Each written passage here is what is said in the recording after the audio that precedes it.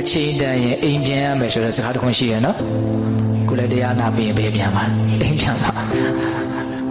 ဘုန်းကြီးကလည်းပဲပြန်သူလည်းသူเจ้าသူပြန်မှာသူအိမ်လို့ထင်တဲ့เจ้าပြန်မှာပဲလေဟုတ်လား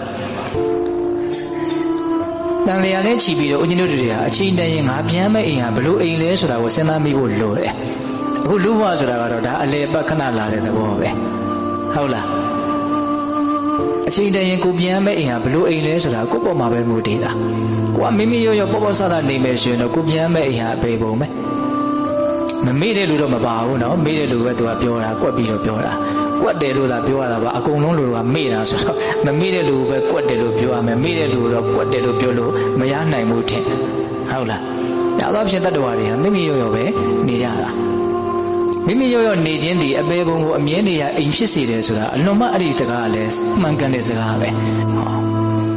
မိမိရောရောပေါ့ပေါ့ဆဆပမာဒလွှမ်းမိုးပြီးတော့နေကြတဲ့ပုဂ္ဂိုလ်တို့အတွက်အပေလေးပုံဒီအမြဲနေရအိမ်နဲ့တူတယ်တဲ့။အောင်းတော့ပိသတို့စဉ်းစားသတိမရှိဘဲနဲ့ကိုယ်ခန္ဓာမှာဘာဖြစ်နေလဲဆိုတာကိုမသိဘဲနဲ့အတွေ့အကြုံတွေရဲ့ပုံမှာဘာသတိမှမထားဘဲနဲ့နော်အမှန်ကန်သိပြီးတော့မနေဘဲနဲ့ဖြစ်တယ်လို့ပြစ်လက်ခတ်နေလိုက်ခြင်းဒီအဲ့ဒီဖြစ်ပေါ်နေတဲ့အတွေ့အကြုံတွေကိုအမှန်သိအောင်လုပ်ရမရဘူး။သတိမရှိတဲ့အတွက်အဲ့ဒီအတွေ့အကြုံတွေကိုဦးဇင်းတို့ကအမှန်ကန်မသိမြင်လဲရတယ်မြင်ခြင်းရဲ့အမှန်တရားကိုမသိဘူးကြားတယ်ကြားခြင်းရဲ့အမှန်တရားကိုမသိဘူးမြင်တာမြင်တယ်မြင်တာဟာဘာလဲလို့မသိဘူးကြားတော့ကြားတယ်ကြားတာဟာဘာလဲလို့မသိဘူးဟာဦးဇင်းရဲ့သိပါတယ်မြင်တာနဲ့ဘယ်သူ့ကိုမြင်တာတပည့်တော့ကိုယ့်အိမ်ကလူမြင်တဲ့ဒဇိန်းကိုမြင်တယ်သူပြောတာသိတာပေါ့တပည့်တော်ကောင်းတာပြောတာမကောင်းတာပြောတာဟာအဲ့ဒီလောက်အသိကိုပြောတာမဟုတ်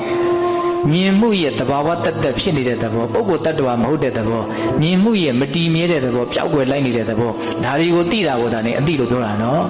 ကြားတယ်ဆိုရင်လည်းပဲဘာပြောတာညာပြောတာအဓိပ္ပာယ်ကိုသိရတော့ကိုကြားခြင်းကိုသိတယ်လို့ဆိုလိုတာမဟုတ်ကြားခြင်းရဲ့ပြောရရင်မတည်မြဲတဲ့သဘာဝကိုသိမှကြားခြင်းသဘောကိုအမှန်သိတယ်လို့ပြောရမှာဟုတ်တယ်မဟုတ်လား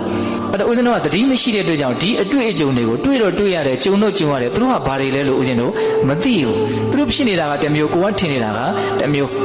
အဲ့ဒါကိုဘာလို့ခေါ်မလို့မောဟဆိုတာအဲ့ဒါပဲတဘာဝတရားဖြစ်နေတာတစ်မျိုးကိုထင်ညာလျှောက်ထင်နေတာဟုတ်လားအဲ့ဒီမောဟဖြစ်နေပြီဆိုတာနဲ့